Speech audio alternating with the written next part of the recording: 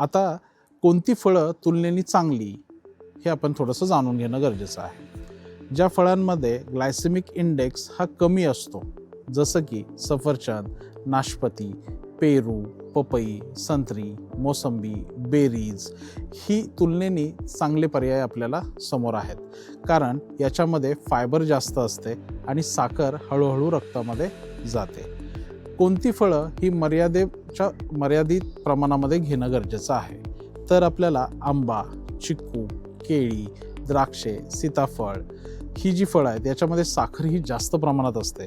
त्यामुळे पूर्ण बंद नाहीत, पण प्रमाणामध्ये नियंत्रित कधीमधी थोडीफार प्रमाणामध्ये आपण ती घेऊ शकतो आणि ती तशी आपल्याला गरजेची आहेत. आणखीन एक महत्त्वाची सामान्य चूक म्हणजे फ्रूट ज्यूस किंवा ज्युसेस याच्यामध्ये फायबर जवळपास निघूनच गेलेला असतो आणि साखर पटकन शरीरामध्ये शोषली जाते. म्हणून शक्यतो आपल्याला हे फ्रूट ज्युसेस किंवा अदर ज्युसेस हे टाळणं गरजेचं आहे. पूर्ण फळ खाणं हे नेहमी चांगलं, चावून खाणं केव्हाही चांगलं.